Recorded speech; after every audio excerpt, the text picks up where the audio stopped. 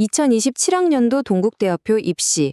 어디서부터 어떻게 준비해야 할지 막막하시죠? 괜찮습니다. 오늘 저랑 같이 이 복잡한 입학 전형의 핵심만 딱딱 짚어서 여러분만의 합격 지도를 한번 그려보자고요.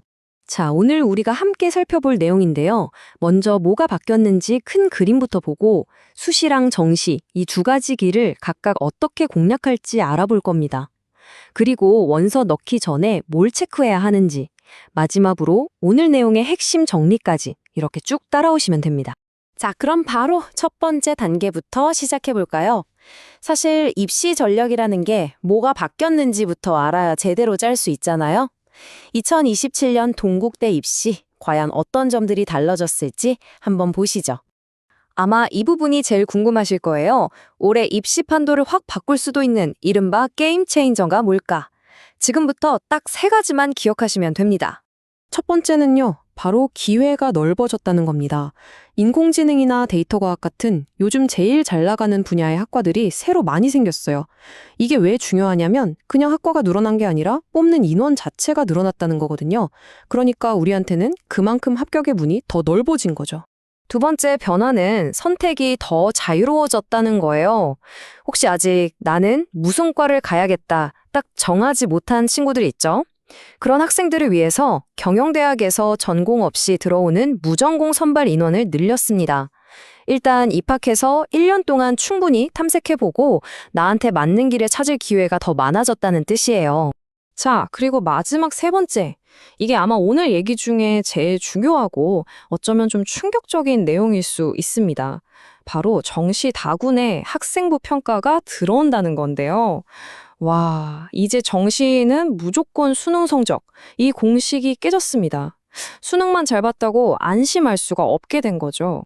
자, 이렇게 큰 변화의 흐름을 알았으니까 이제 본격적으로 나는 어떤 길로 가야 할까? 이걸 한번 찾아봐야겠죠? 먼저 학생부의 강점을 잘 살릴 수 있는 수시 모집부터 한번 뜯어보겠습니다. 동국대 수시하면 뭐니 해도 바로 이 두드림 전형을 빼놓을 수가 없어요.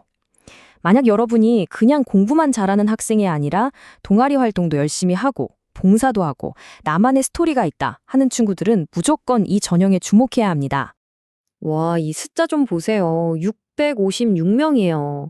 이게 얼마나 많은 거냐면 웬만한 단과대 하나 수준의 인원을 이 전형 하나로 다 뽑는 거예요. 그만큼 동국대가 다양한 경험을 한 학생들을 원한다는 거죠. 기회는 정말 많습니다. 그럼 어떻게 뽑느냐?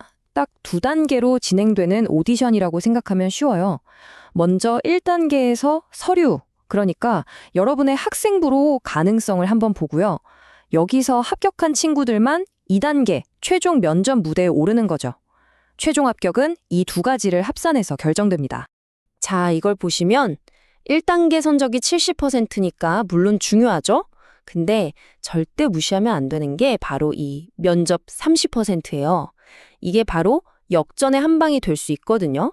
내가 서류 점수가 조금 아슬아슬한 것 같아도 면접을 정말 잘 보면 충분히 결과를 뒤집을 수 있다는 겁니다.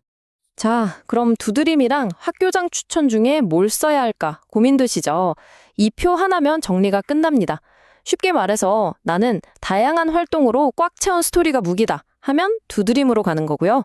아니, 나는 다른 건 몰라도 내신 성적 하나는 진짜 자신 있다 하면 학교장 추천 인재를 노리는 게 맞습니다. 여러분은 어느 쪽에 더 가까우세요? 자, 지금까지는 학생부 중심의 수시 얘기였고요. 근데 또 이런 친구들 있잖아요. 나는 내신보다 수능에 올인할 거다 하는 분들. 그런 분들을 위해서 이제 정시 모집의 세계로 들어가 보겠습니다. 동국대는 가, 나, 다군에서 모두 기회가 있어요. 정시하면 보통 수능 100% 이걸 떠올리시잖아요. 맞아요.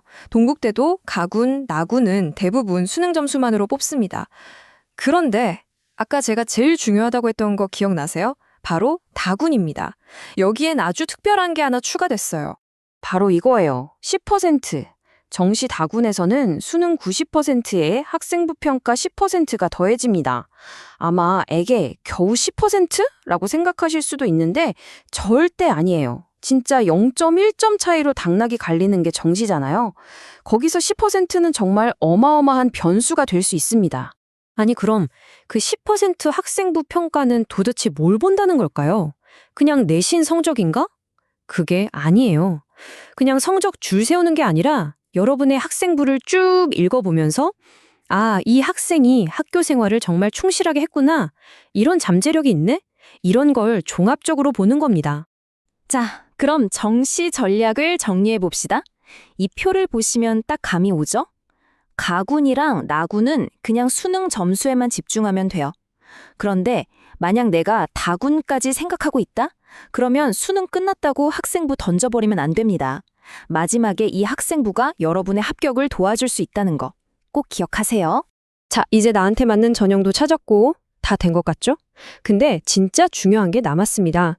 원서 넣기 직전에 사소한 거 하나 잘못 확인해서 1년 노력을 날리면 너무 억울하잖아요. 그래서 준비했습니다. 모든 지원자를 위한 최종 체크리스트. 딱 4가지만 짚고 넘어갈게요. 첫째, 제가 오늘 설명해드린 건 어디까지나 계획 아니에요. 원서 쓸 때는 반드시 학교 홈페이지 가서 최종 모집 요강을 다시 확인해야 합니다. 둘째, 혹시나 학교 폭력 관련 기록이 있다면 감점 방식이 어떻게 되는지 미리 확인하셔야 하고요. 셋째, 수시랑 정시 원서 접수 기간, 이거 헷갈리면 큰일 나니까 달력에 꼭 표시해 두세요. 마지막으로 나는 해당 안 될 거라고 생각하지 마시고 농어촌이나 기회균형 같은 특별 전형 자격이 되는지 한 번 더 체크해 보세요. 생각지도 못한 기회가 있을 수 있거든요. 와, 오늘 정말 많은 얘기를 했죠? 머리가 좀 복잡하실 수도 있어요. 괜찮습니다. 그래서 다 잊어버려도 이것만큼은 꼭 기억하시라고 핵심만 딱 정리해 드릴게요. 자, 첫 번째, 가장 큰 변화 3가지. 뭐였죠? 첨단학과가 새로 생기고 전공 안정하고 들어올 수 있는 기회가 늘었고 무엇보다 정시 다군에서 학생부를 본다는 거. 두 번째, 수시는 내 강점에 맞춰서 선택해야 한다는 거. 스토리가 강하면 두드림, 내신이 강하면 학교장 추천. 아시겠죠? 마지막 3번째, 정시는 여전히 수능이 제일 중요하지만 다군에서는 학생부가 막판 뒤집기를 할 수 있는 조커 카드가 될 수 있다는 거. 이 3가지입니다. 결국 가장 중요한 건 오늘 이 내용들을 바탕으로 나한테 제일 유리한 길이 뭘까? 이걸 찾아내는 거예요. 일단 길이 정해지면 그 다음부터는 목표를 향해 쭉 달려가기만 하면 됩니다. 자, 이제 선택은 여러분의 몫입니다. 오늘 저와 함께 알아본 이 정보들을 가지고 동국대학교로 가는 나만의 길을 한번 그려보세요. 여러분의 도전을 진심으로 응원하겠습니다.